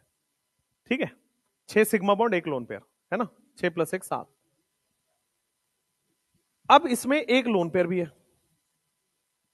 हमें पता है कि भाई ये जो एंगल्स होते हैं पेंटागन वाले वो 72 डिग्री होते हैं, है ना, और जो पिरामिड वाले एंगल्स होते हैं वो 90 डिग्री होते हैं, है ना। तो आप पढ़े होंगे 72 डिग्री के 5 एंगल होते हैं, 90 डिग्री के 10 एंगल होते हैं, 180 डिग्री के एक एंगल होता है, यही पढ़ा होगा आपने, राइट। अब XeF6 भी तो sp3d3 है, एक लोन पेयर आ रहा है। हमने ये भी पढ़ा है VACPR में कि लोन पेयर सबसे ज्यादा रिपल्सन देता है ना। तो लोन पेयर अगर किसी स्ट्रक्चर में आता है तो सबसे दूर रखना चाहिए ताकि रिपल्सन कम रहे। अब कहां रखोगे, 72 पे कि 90 पे? भाई दूर रखना है, 90 पे रखना चाहिए। है ना? तो जनरली ये होता है कि यहां रख दो, है ना? Wrong, wrong. Lone pair axial पे, ये तो महा रॉन्ग कॉन्सेप्ट है, ये तो ऐसा कोई कॉन्सेप्ट ही नहीं बना। लोन पेयर एक्सियल पे आएगा, ये कोई कॉन्सेप्ट ही नहीं है। लोन पेयर वहां आएगा जहां रिपल्सन कम हो, ये कॉन्सेप्ट है। लोन पेयर वहां आएगा जहां रिपल्सन कम हो। अब बोर्ड पे देखो sp3d3 का एक बहुत बेहतरीन कॉन्सेप्ट होता क्या है, ध्यान से देखो बोर्ड पे। sp3d3 में बोर्ड पे देखो सब लोग, ये वाला बॉन्ड, ये वाला बॉन्ड, सिमिलरली ये और ये ऐसे बॉन्ड बन रहा है, ठीक है? होता क्या है कि एक ही प्लेन में 5 बॉन्ड है और इसके ऊपर एक पिरामिड आता है, इसके नीचे एक पिरामिड जाता है, यही होता है sp3d3। तो और ये आप बोलते हो पेंटागोनल, और इसको बोलते हो आप बाई पिरामिड, ऊपर और नीचे वाले को। पेंटागोनल पे फोकस करो, बाई पिरामिड को भी भूल जाओ, पेंटागोनल पे फोकस करो। क्या एक ही प्लेन में 5 बॉन्ड है? और 5 बॉन्ड है तो ये बॉन्ड पेयर और बॉन्ड पेयर बहुत पास पास आएंगे। बहुत पास पास आने की वजह से क्या होता है, इन बॉन्ड पेयर में भी रिपल्सन लगता है ना? वीएसीपीआर कहता है ना बॉन्ड पेयर में रिपल्सन लगेगा, लेकिन कम लगेगा। लेकिन यहां पे चूंकि बॉन्ड्स बहुत ज्यादा हैं, बॉन्ड पेयर बहुत पास पास हैं, इसलिए होता क्या है कि ये दोनों बॉन्ड तो एज इट इज रहता है, लेकिन ये वाले बॉन्ड्स बहुत दूर चला जाता है। इसीलिए इसको जानबूझ के पेंटागन की तरफ बनाया जाता है। ये वाला बॉन्ड दूर क्यों चला गया? क्योंकि अगर पास पास रहता तो रिपल्सन होता। अगर इस तरह से मान लो बनाया गया है तो काफी रिपल्सन है, सारे बॉन्ड्स पास पास हैं। इसीलिए इन दोनों से रिपल्सन को अवॉइड करने के लिए ये बॉन्ड बाहर की तरफ निकल जाता है और ये बॉन्ड अब दूर चला गया। इसीलिए बॉन्ड दूर चला गया तो जो लोन पेयर आता है वो यहां पे रखते हैं। ध्यान से देखिएगा, यहां पे रखते हैं। अब देखो ध्यान से, अब बोर्ड पे देखो, इस लोन पेयर को ढक दो, कैसा दिख रहा है? ऑक्टाहेड्रल दिख रहा है। लोन पेयर के आने की वजह से क्या है, इसमें रिपल्सन लग रहा होगा, इसीलिए इसको बोलते हैं डिस्टॉर्टेड ऑक्टाहेड्रल। ऑक्टाहेड्रल नहीं है, अगर ये नहीं है तो ऑक्टाहेड्रल, ये आ गया तो ऑक्टाहेड्रल थोड़ा सा डिस्टॉर्ट हो जाता है, टेढ़ा मेढ़ा हो जाता है, राइट?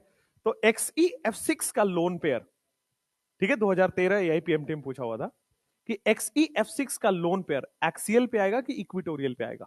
इक्विटोरियल पे।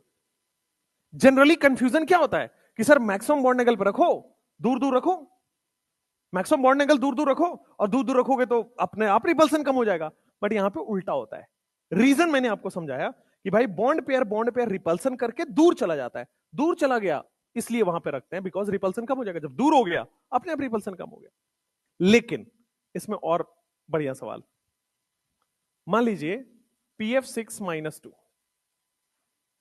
या PCl6-2 कर रहा हूं,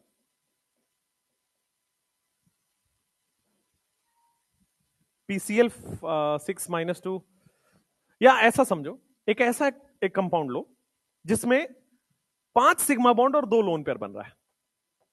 एक ऐसा कंपाउंड लो जिसमें 5 सिग्मा बॉन्ड और 2 लोन पेयर लग रहा है। अब क्या होगा? तो अब दोनों लोन पे 2 लोन पेयर आ गए, कहां रखोगे?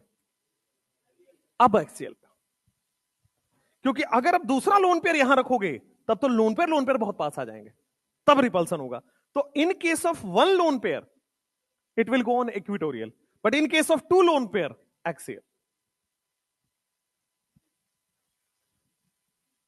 तो ये 1 लोन पेयर वाले जनरली गलत होता है, तो इसलिए ध्यान रखिएगा उसको। चलो नेक्स्ट, तो ये डिस्प्रॉप हो गया है। नेक्स्ट आगे बढ़िए, यहां पे ये एग्जांपल करिए।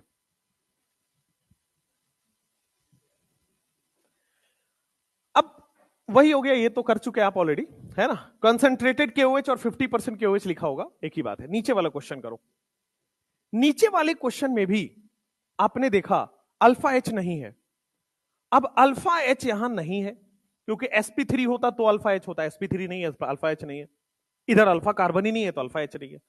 तो क्या होगा, एक बार ऑक्सीडेशन, तो फर्स्ट टाइम में आप क्या कराओगे? Oxidation, that means C double bond O K+।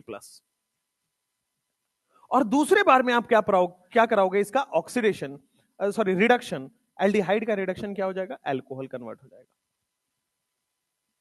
एक बार ऑक्सीडेशन, एक बार reduction, this is the process.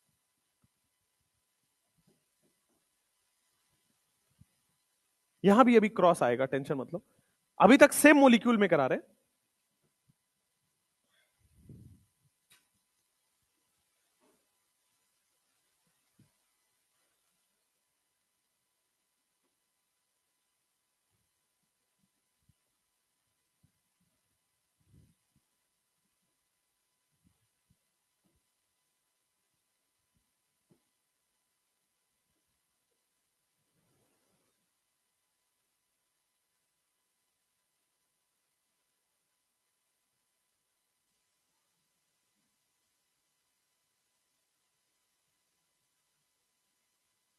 Next, यहां आ जाओ।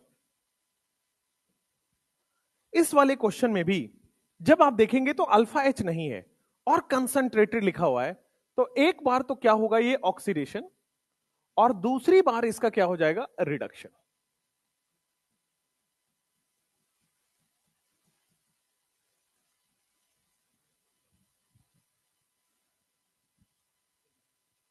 सेम नीचे वाले में भी होगा, एक बार आपके पास हो जाएगा रिडक्शन और दूसरी बार आप कराओगे ऑक्सीडेशन।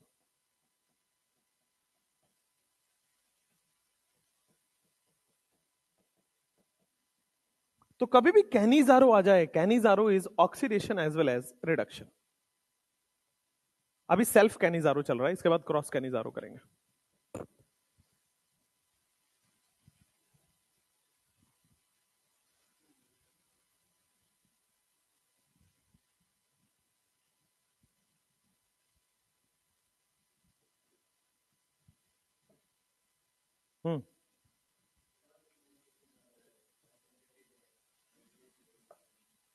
एल्डोल में, हाँ, अब कंसंट्रेटेड बेस अगर मान लीजिए, मान लो कोई एक कंडीशन ले लो, फॉर्मल्डिहाइड ले लो या एसिटल्डिहाइड ले लो, CH3COH, वहां पे अल्फा एच है और उसमें कंसंट्रेटेड बेस ले रहे हो मान लो, तो कंसंट्रेटेड बेस लोगे तो एसिड बेस रिएक्शन हो जाएगा, एसिड बेस रिएक्शन हो जाएगा।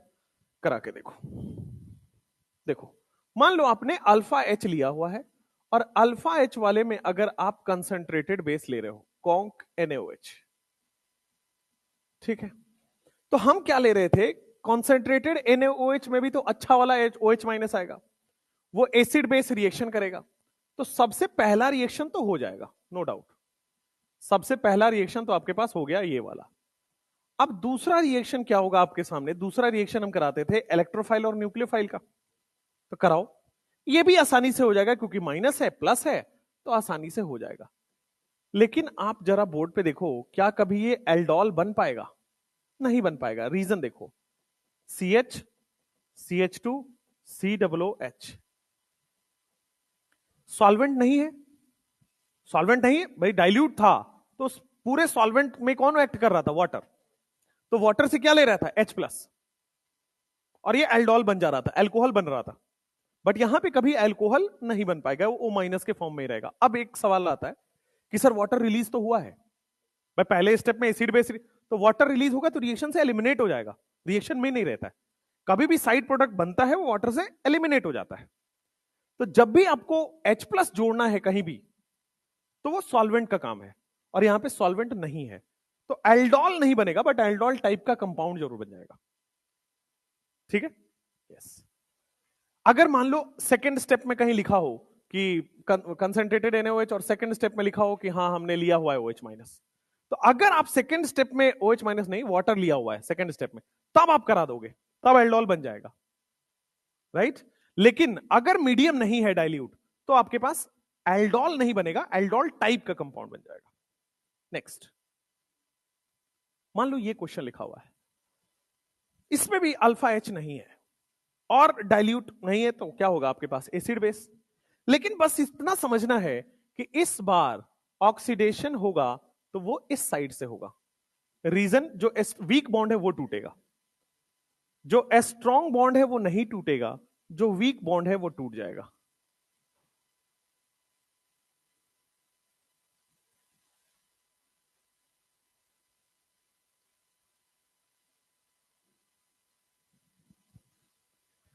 जो स्ट्रॉन्ग बॉन्ड है डी वाला, कार्बन ड्यूटेरियम बॉन्ड स्ट्रॉन्ग है, कार्बन ट्रिशियम सबसे स्ट्रॉन्ग है, तो जो वीक बॉन्ड है कार्बन हाइड्रोजन वो टूट जाएगा, ऑक्सीडाइज हो गया, और जो स्ट्रॉन्ग बॉन्ड है वो नहीं टूटा। चलिए अब क्रॉस कैनिजारो करते हैं। मान लो दो अलग अलग कार्बोनिल हो, उस केस में आप क्रॉस कैनिजारो कैसे करोगे। मान लो ये लिया हुआ है, सोचो थोड़ा सा, दोनों में ही अल्फा एच नहीं है और सामने कंसंट्रेटेड बेस लिखा हुआ है, तो अल्फा एच और डाइल्यूट बेस एल्डोल देता है, अल्फा एच नहीं है और कंसंट्रेटेड बेस है तो कैनिजारो देगा। किसका ऑक्सीडेशन किसका रिडक्शन, देखो डिसप्रॉप होना है तो एक का ऑक्सीडेशन होगा एक का रिडक्शन होगा, बस हमें यही समझना है कि किसका ऑक्सीडेशन और किसका रिडक्शन। हाँ, तो जनरली ऐसे ही बोला जाता है कि जहां पे भी आपके पास हिंड्रेंस कम है, स्टीरिक हिंड्रेंस। अब देखो यहां पे दोनों एच है, हिंड्रेंस कम है, स्टीरिक हिंड्रेंस को रिपल्सन करने के लिए नहीं है। सिमिलरली यहां पे आप देखोगे बेंजीन के साथ ये थोड़ा बल्कि हो गया एक साइड में। तो जो आपके पास स्टीरिक हिंड्रेंस कम प्रोवाइड कर रहा है उसको तो आप क्या कराओगे, ऑक्सीडाइज करा दो O माइनस K प्लस के साथ। और इसका एक और कॉन्सेप्ट है, वो अगले क्वेश्चन बताऊंगा। पहले नॉर्मल कॉन्सेप्ट समझिए कि जिसका आपके पास स्टीरिक हिंड्रेंस कम लग रहा है उसका ऑक्सीडेशन, और जिसका स्टीरिक हिंड्रेंस ज्यादा लग रहा है उसका रिडक्शन।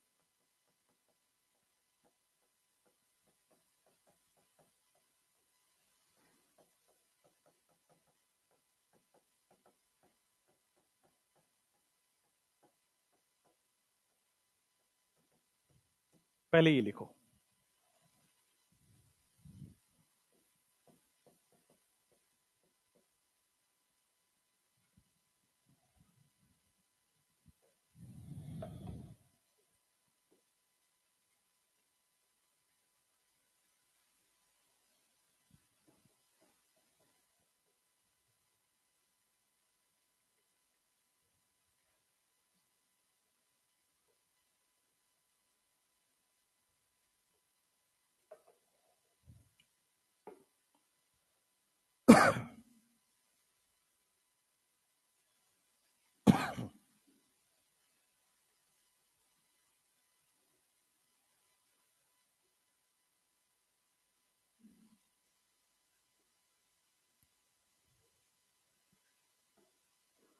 हो गया ये वाला।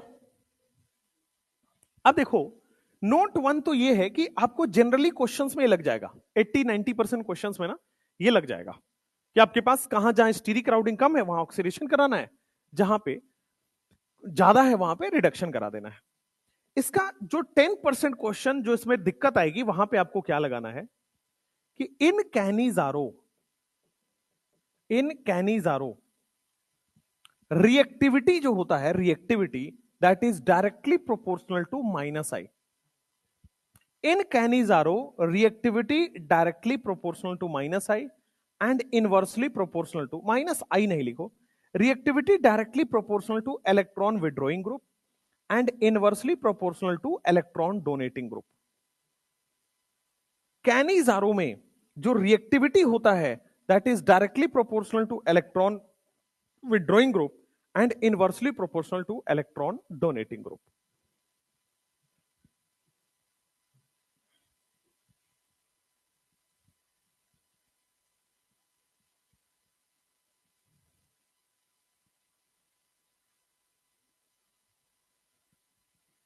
लिखिए, अब इस क्वेश्चन को सॉल्व करो। ये हो गया।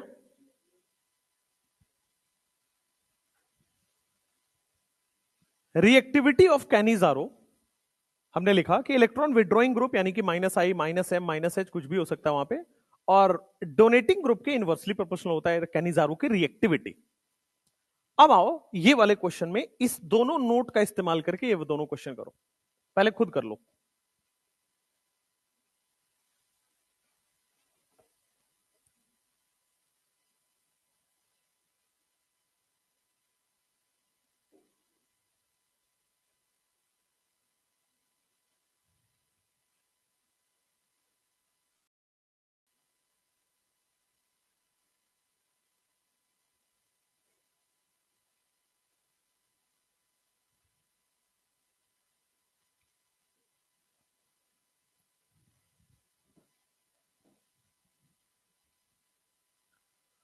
अब यहां पे भी आपके पास कंफ्यूजन है कि किसको ऑक्सीडाइज करें किसको रिड्यूस करें। जब भी ऐसा हो तो एक तो आपको हमेशा लगा देना है कि स्टीरिक हिंड्रेंस, जिसका स्टीरिक हिंड्रेंस कम होगा वो क्या हो जाएगा, ऑक्सीडाइज। तो लगाओ भाई। तो इस नोट वन से पहला वाला हो गया आपके पास, स्टीरिक हिंड्रेंस कम है आपके पास ऑक्सीडाइज हो गया, और जो इसका स्टीरिक हिंड्रेंस ज्यादा है उसका हमने क्या किया, रिडक्शन। ये बन गया आपके पास रिडक्शन। पहला वाला ऑक्सीडाइज हो गया, दूसरा वाला रिड्यूस हो गया, ठीक है। नॉर्मली फिर यहां पे आओ, यहां पे जब आप आओगे तो जो आपका माइनस आई वाला है, जो आपका माइनस आई वाला है उसका तो क्या हो जाएगा, रिएक्टिविटी ज्यादा है, और रिएक्टिविटी ज्यादा होने की वजह से वो हो जाएगा रिड्यूस NO2, फिर आ जाएगा पीएच, फिर आ जाएगा CH2OH। यहां भी आपके पास नोट 1 लग रहा है, आप देखोगे तो स्टीरिक हिंड्रेंस पहले वाले में कम है, उसका क्या किया आपने? ऑक्सीडेशन। स्टीरिक हिंड्रेंस बढ़ गया, यानी कि NO2 ग्रुप बढ़ गया, स्टीरिक हिंड्रेंस बढ़ गया, तो आपने करा दिया रिडक्शन। बट इसमें नोट 2 भी अप्लाई हो रहा है। कैनिजारो की रिएक्टिविटी -I के डायरेक्टली प्रोपोर्शनल थी। -I मतलब -I, -M, -H, electron withdrawing group के। तो इलेक्ट्रॉन विड्रॉइंग ग्रुप कहां लगा हुआ है? सेकंड वाले में, NO2 वाले में।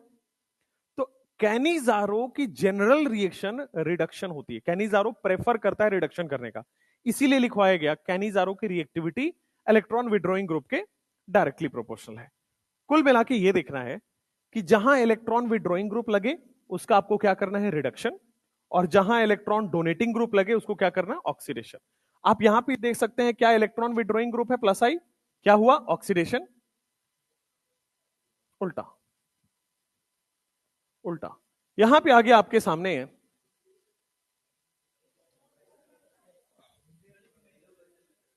कौन से वाले में?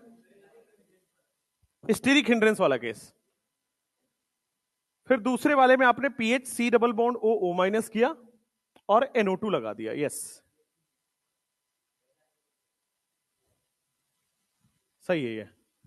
यहां पे रिएक्टिविटी से आंसर आया, बट उससे क्यों नहीं आ रहा? स्टीरिक हिंड्रेंस से। PHCOOH।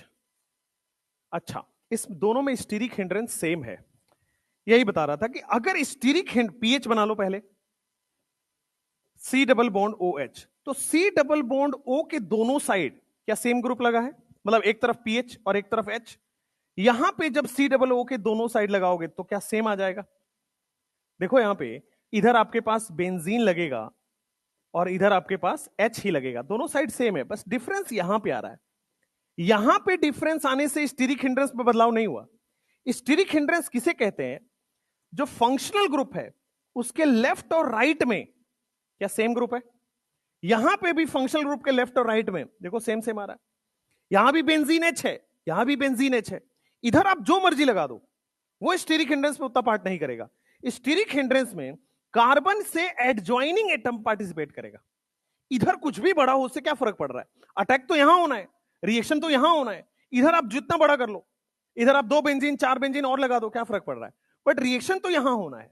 तो यहां पे क्या है कि इफ स्टीरिक हिंड्रेंस आपके पास दोनों तरफ से सेम आ रहा हो तो फिर आप कैसे डिसाइड करोगे? रिएक्टिविटी से।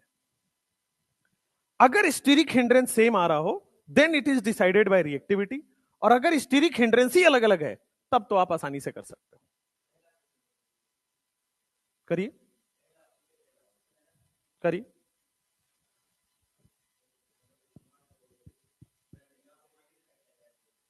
-I कहां लग रहा है? +M लग रहा है। No, it is showing +M। भाई पीएच -I कहां लगा रहा है यहां पे? भाई ये तो कार्बन प्लस के पास है, और कार्बन प्लस के पास जब भी होगा तो क्या ये अपना पाई इलेक्ट्रॉन डेंसिटी डोनेट करेगा? तो डोनेट कर रहा है ना यहां पे। पीएच -I तब लगाता है जब किसी डोनर ग्रुप के साथ लगाओ। O- के साथ अगर मान लो पीएच लगा हुआ है, O- के साथ अगर आपका पीएच लगा हुआ है, तब ये -I शो करेगा, ये खींच सकता है। अब मान लो यहां तो खींचने के लिए है ही नहीं ना, डेल प्लस पहले से है, अब क्या ही इलेक्ट्रॉन खींचेगा इससे? तो ये कभी भी विड्रॉ नहीं करेगा, ये क्या शो करेगा? +M। तो आपको बताया था कि कुछ ग्रुप्स ऐसे हैं जो +I as well as -I दोनों शो करते हैं, ये उसी ग्रुप का पार्ट है PH. It can show both behaviour, donation as well as withdrawing. Donate तब करेगा जब सामने वाला इलेक्ट्रॉन विड्रॉइंग हो, और एक्सेप्ट तब करेगा जब ये डोनेटिंग हो। तो आपके पास ये देखना है कि अगर स्टीरिक हिंड्रेंस जब तक की सेम आ रहा है तब तक तो स्टीरिक हिंड्रेंस अगर सेम आ रहा है तो रिएक्टिविटी से आंसर आएगा। अगर स्टीरिक हिंड्रेंस ही बदल गया तो जो छोटा है उसका ऑक्सीडेशन, जो बड़ा है उसका reduction. Less steric hindrance oxidation और मोर स्टीरिक हिंड्रेंस रिडक्शन। जैसे ये वाले केस में अप्लाई करो जरा, यहां पे भी आप देखोगे तो दोनों साइड में हिंड्रेंस तो सेम हो गया, पीएचएच लगा हुआ है। अगर हिंड्रेंस सेम है तो क्या आप रिएक्टिविटी देखोगे? रिएक्टिविटी मतलब जिसका -M लग रहा है, ये देखो क्या ये +M लगा रहा है, तो जो इलेक्ट्रॉन डोनेटिंग ग्रुप हुआ उसका क्या होने वाला है? इलेक्ट्रॉन डोनेटिंग ग्रुप का क्या होता है? अरे अभी अभी लिखा है दादा, ये देखो, इलेक्ट्रॉन विड्रॉइंग ग्रुप का हमने क्या किया है? रिडक्शन। इलेक्ट्रॉन विड्रॉइंग ग्रुप का हमने क्या किया है? रिडक्शन। तो इलेक्ट्रॉन डोनेटिंग ग्रुप का क्या करेंगे? ऑक्सीडेशन। तो ये वाले पार्ट में आपके पास हो जाएगा PH C double O minus N A plus, और इस वाले पार्ट में क्या हो जाएगा आपके सामने? PH C H two O H. आप इसको नोट बना के लिख लो कि अगर इलेक्ट्रॉन विड्रॉइंग ग्रुप आया तो आपको क्या कराना है? रिडक्शन। और इलेक्ट्रॉन डोनेटिंग ग्रुप आया तो आपके सामने क्या लिख देना है? ऑक्सीडेशन। और रिएक्टिविटी तभी लगेगा जब स्टीरिक हिंड्रेंस अप्लाई नहीं हो रहा हो तब। अगर स्टीरिक हिंड्रेंस अप्लाई हो रहा है तो स्टीरिक हिंड्रेंस वाला नोट 1 लगाना है। अगर स्टीरिक हिंड्रेंस सेम आ रहा है तो रिएक्टिविटी सोचना है। क्या? अच्छा, ओ माइनस छूट गया यहां पे, है ना? O minus N A plus लगा लो। नेक्स्ट,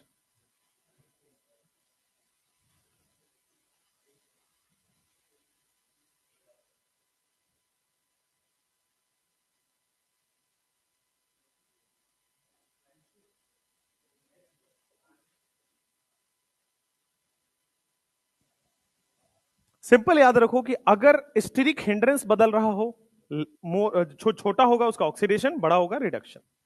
अगर स्टीरिक हिंड्रेंस सेम हो गया तो इलेक्ट्रॉन विड्रॉइंग ग्रुप और डोनेटिंग ग्रुप देख लेना है। हाँ बताओ। देखो, बाई नेचर जो कैनिजारो होता है वो रिड्यूस रिड्यूस करता है बाई नेचर। मतलब जब इसमें आप पूछोगे कि ऑक्सीडेशन भी हो रहा है रिडक्शन भी हो रहा है, बराबर हो रहा है, no, reduction product is slightly more than oxidation. ठीक है, तो अब सोचो कैनिजारो का रिएक्टिविटी कौन होगा? जो रिड्यूस करे।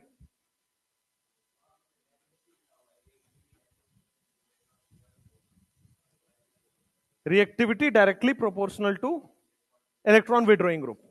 ठीक है, in Cannizzaro reactivity is electron withdrawing group. अब यहां आओ, विड्रॉइंग ग्रुप का क्या हो रहा है? NO2 वाले का रिडक्शन हो तो रहा है।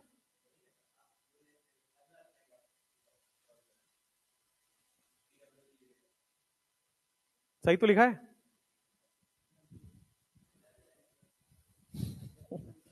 ठीक, चलो नेक्स्ट।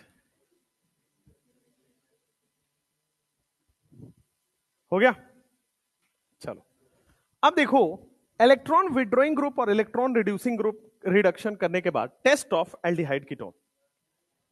हाँ टाइम होता है, टाइम तो होता है, होने दो। लिखो सबसे पहले टॉलेंस रिएजेंट, टॉलेंस टेस्ट। पहले साइंटिस्ट आए जिन्होंने टॉलेंस टेस्ट के बारे में बताया, जिन्होंने एल्डिहाइड कीटोन को सेपरेशन के बारे में बताया यूजिंग टॉलेंस टेस्ट। टॉलेन एक साइंटिस्ट थे जिन्होंने बोला कि अगर मेरे मेथड से आप चलोगे तो एल्डिहाइड और कीटोन सेपरेट हो जाएगा। कैसे? बोर्ड पे देखो, टॉलेंस का रिएजेंट क्या होता है? किसी को याद है? एक बार पढ़ाया हुआ है क्या? अमोनिकल सिल्वर नाइट्रेट करके पढ़ाया था।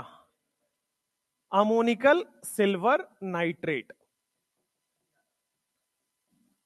अगर आपको याद हो तो अमोनिकल सॉल्यूशन लिया था NH4OH, इसकी रिएक्शन हुई थी सिल्वर नाइट्रेट के साथ AgNO3 के साथ, और आपके सामने बना था NH4Ag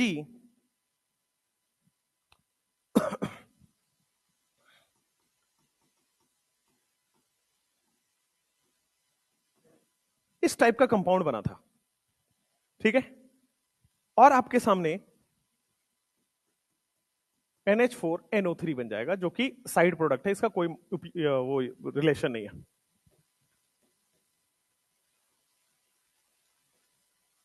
Ag हमेशा +1 में मिलता है।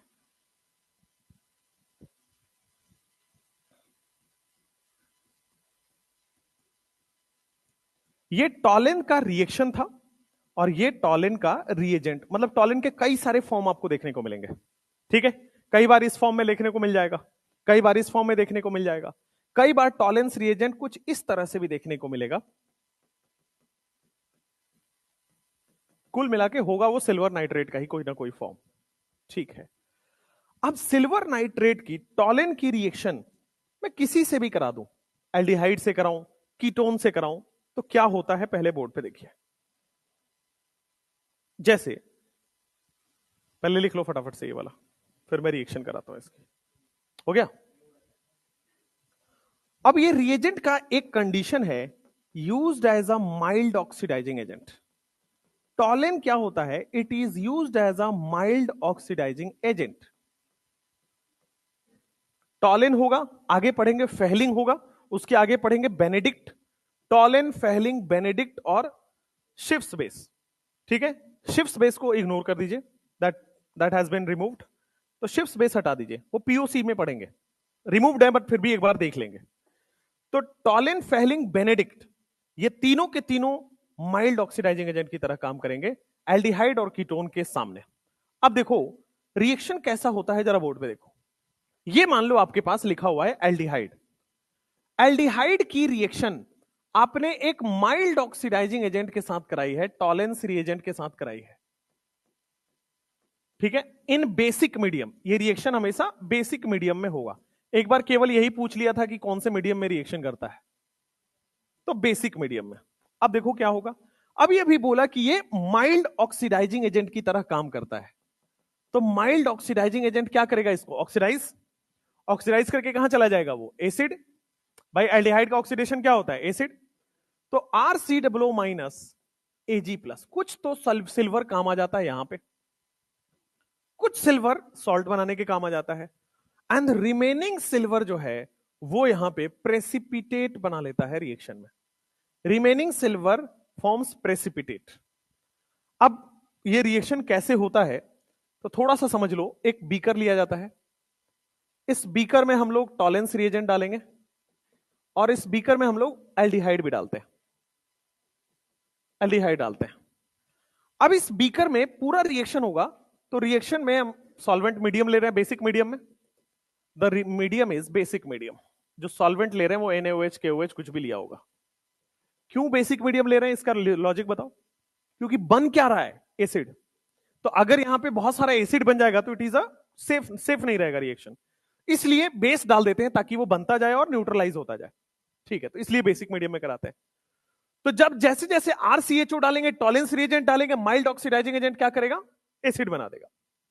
और सिल्वर जब एसिड बनता जाता है, बनता जाता है, बनता जाता है, तो यहां पे देखो सिल्वर का ना प्रेसिपिटेट इस बीकर के वॉल पे, इस बीकर के सरफेस पे और वॉल पे सिल्वर ऐसे जम जाता है।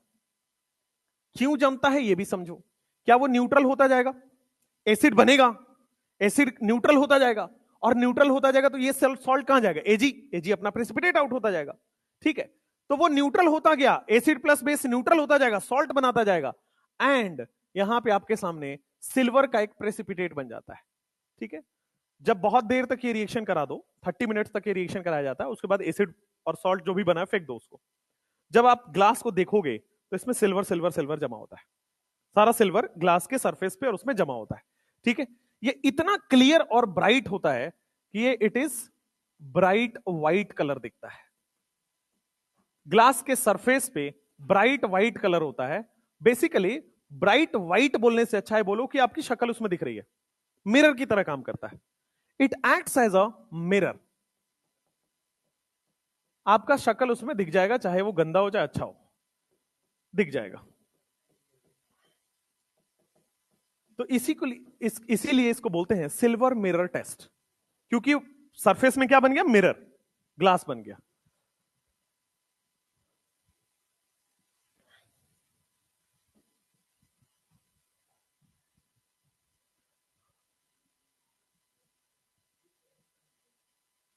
हीट कराएंगे तब। क्यों हीट की जरूरत क्यों पड़ेगी? नहीं नहीं, आपके सामने एसिड बनता जा रहा है, हमने मीडियम क्या रखा हुआ है? बेसिक। अपने आप वो रिएक्शन हो रहा है, एसिड बेस सॉल्ट का प्रोडक्शन कर रहा है, और जो सिल्वर बचा है, ये जो एनायन वाला, आयन वाला जो सिल्वर है, कहां जाएगा? रिएक्शन में ही तो रहेगा कहीं ना कहीं, तो प्रेसिपिटेट होकर चिपक जाता है सरफेस पे। ठीक है, अब यहां पे ना ये बेंजीन है, तो जो काम एलिफेटिक एल्डिहाइड करता है वही काम बेटा एरोमेटिक एल्डिहाइड भी करता है। तो एरोमेटिक एल्डिहाइड भी माइल्ड ऑक्सीडाइजिंग एजेंट की प्रेजेंस में रिएक्शन कर देता है। एरोमेटिक एल्डिहाइड भी सेम रिएक्शन करता है, AgNH3 होल ट्वाइस प्लस ले लेगा, यहां पे बेटा वो ऑक्सीडाइज हो गया, क्या बन गया, COO माइनस, कुछ सिल्वर तो यहां पे Ag प्लस बना लेंगे। चूंकि रिएक्शन हमने क्या लिया हुआ है, बेसिक मीडियम, रिएक्शन हमने क्या लिया हुआ है, बेसिक मीडियम। तो बेसिक मीडियम में वो जो सॉल्ट बनता जाएगा और जो सिल्वर है वो प्रेसिपिटेट होता जाएगा। सेम पूरा यहां भी होगा, सिल्वर मिरर वगैरह वगैरह। तो aliphatic and aromatic both gives Tollens test. Aliphatic भी देगा, एरोमेटिक भी देगा, दोनों ऑक्सीडाइज होगा, दोनों में ग्लास सरफेस पे क्या बन जाएगा आपके पास, सिल्वर मिरर। लेकिन कीटोन कभी भी ये टेस्ट नहीं देता है, कीटोन टॉलेंस टेस्ट को नहीं देगा, ठीक है। कीटोन इस टॉलेंस टेस्ट को नहीं देगा, एल्डिहाइड देगा और एलिफेटिक और एरोमेटिक देगा। And ketone do not gives this test. तो आगे आप नीचे कीटोन बना के लिख लीजिए, do not gives this test. Ketone में अगर आप टॉलेंस रिएजेंट डालोगे, do not gives this test. Note, aliphatic and aromatic aldehyde Tollens test देता है।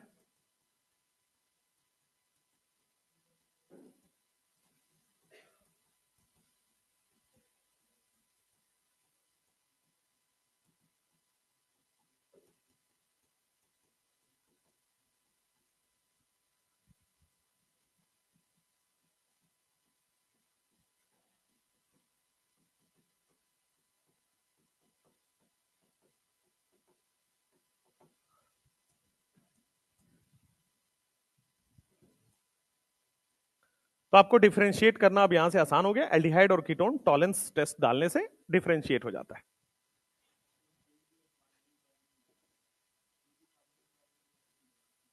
सिर्फ aldehyde, Tollens will give only aldehyde, ketone नहीं देगा।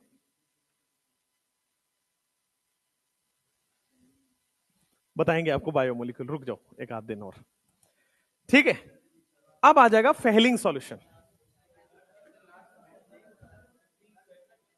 क्या हो जाएगा,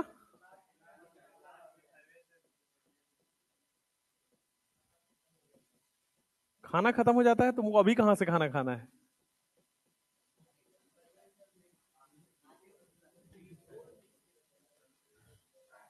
ज्यादा नहीं यार, 4-5 टेस्ट।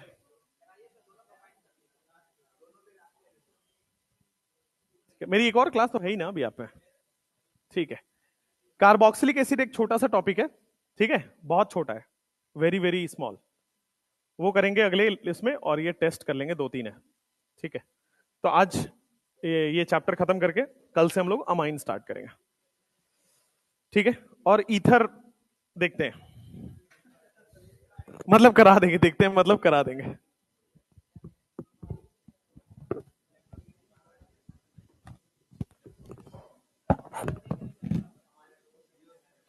नहीं होता, लास्ट होता,